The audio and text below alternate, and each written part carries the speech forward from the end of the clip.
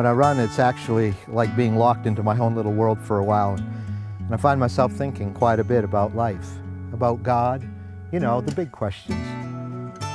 What's this race of life all about anyway? Where am I really going? And what about this runner's heart of mine? What if it stops beating? I mean, it will sometime. What then? And will I have regrets? Will I be happy with the race I chose to run?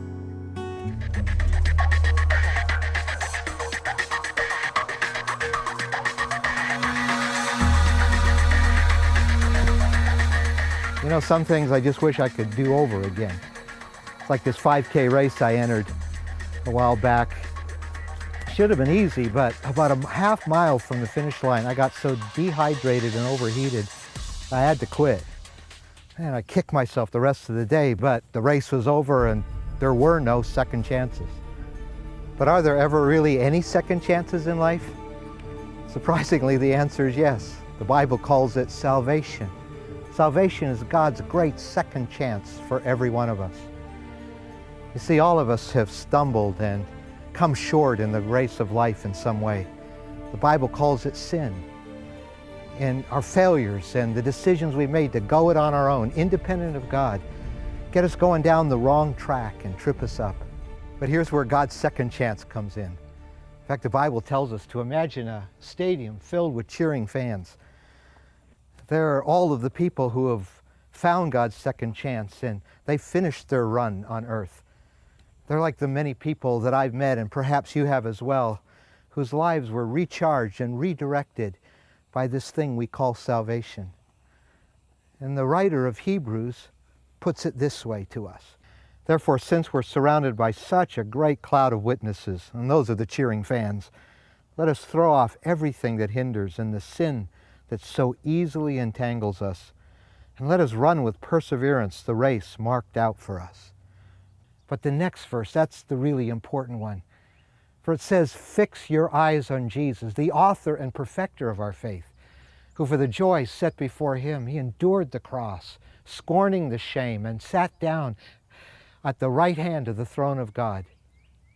Jesus, he's the center of salvation.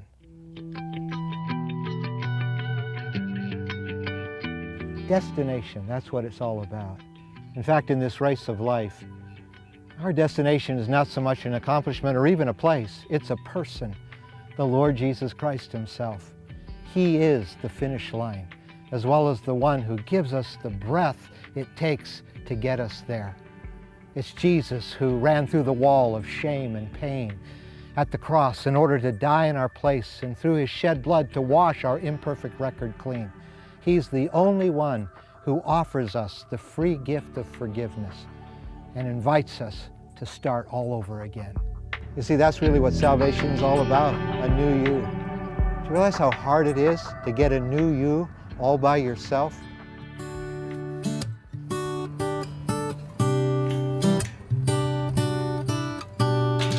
So what about you? Where are you in this run? And where's it all going to end? You know, someday this runner's heart of mine is going to stop beating, and so is yours. And the question is, what then? And what's going to be at the destination?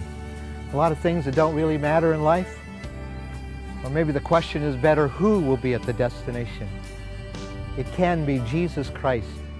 You see, Jesus died on the cross to take all of our sin, all of the guilt of our wrong choices and wrong directions in life. So I encourage you to say no to your sin and no to the track you've been running in life, and say yes to Christ's forgiveness, yes to Christ's way in your life. And if you make that decision, I encourage you to tell a Christian friend or a pastor about it who can help you in this run. And I know that if you do make that decision, you will never regret starting this run towards Christ.